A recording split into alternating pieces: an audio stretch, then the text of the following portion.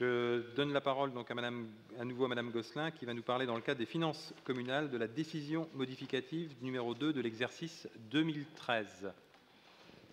Alors, on a préparé un PowerPoint synthétique pour que cette délibération soit plus facilement, en tout cas, qu'on puisse comprendre exactement de quoi il s'agit, parce que présenté comme ça, c'est un peu imbuvable. Donc, en fait, cette décision modificative, c'est juste un ajustement, un budget d'ajustement qui retrace un certain nombre de mouvements sur le budget principal, et on le verra aussi sur le budget annexe. En investissement, il y a des dépenses et des recettes pour un montant uniquement de 3 560 €. Il s'agit de l'acquisition et la restauration d'ouvrages pour la bibliothèque et qui sont subventionnés par une subvention du Conseil régional. Donc en fait, c'est une écriture en dépenses et en recettes. En ce qui concerne le fonctionnement, en dépenses, il faut à nouveau inscrire 131 385 € avec un certain nombre de dépenses qu'on va lister, mais vous verrez que ces dépenses sont toutes couvertes par des recettes qui permettent d'engager les dépenses.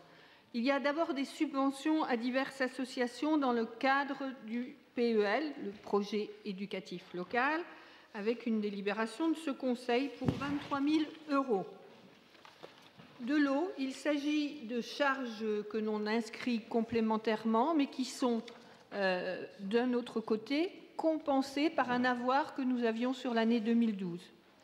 Des frais divers pour les relations internationales, la coopération avec Coubalan et la Macédoine pour 6 774 €.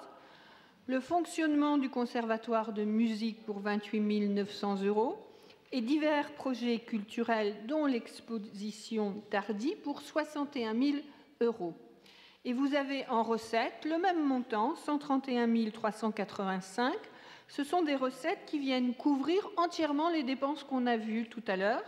La subvention du Conseil général pour le PEL pour 23 000 €, la subvention du Conseil général et du ministère des Affaires étrangères pour la coopération avec Coubalan et la Macédoine pour 6 774 €, les subventions du Conseil général pour le conservatoire de musique, 28 900 €, la subvention de l'État pour les mercuriels, 6 000 €, la subvention du Conseil général pour les projets culturels, les mercuriels, l'exposition Tardy et le musée Fait-le-Mur pour 8 000 €, une subvention du Conseil régional pour l'exposition Tardy, 8 000 €, une subvention de la communauté de communes pour le musée Fait-le-Mur, l'exposition Tardy et les parapluies de Cherbourg pour 14 500 €, des subventions de la DRAC pour l'exposition Tardy, le musée de Fait-le-Mur, les années folles et les années noires,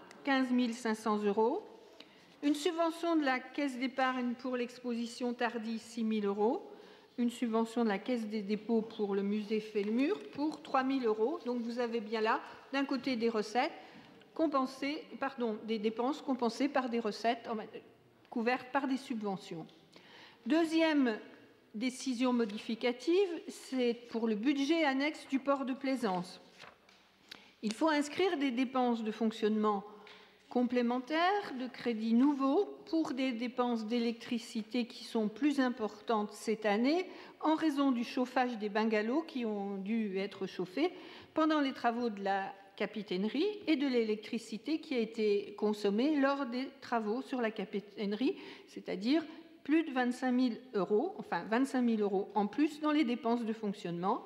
Et en investissement, il faut aussi inscrire 9 000 € pour l'acquisition d'un nouveau logiciel de gestion du plan d'eau en raison de la défaillance de l'ancien prestataire de ce logiciel.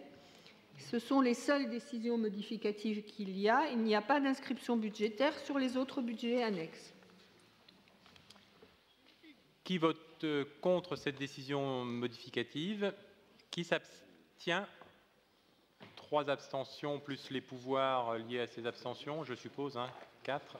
Donc, délibération adoptée. La dernière délibération, donc c'est une séance à huis clos, donc je pense que vous en avez pris connaissance. Je vous demande de simplement la mettre aux voix. Donc, qui vote contre? Qui s'abstient? Délibération donc adoptée à l'unanimité. Donc, je vous en remercie. Et je vous rappelle donc notre invitation commune donc pour lundi 30 septembre prochain donc à la Cité de la Mer. Merci de votre attention.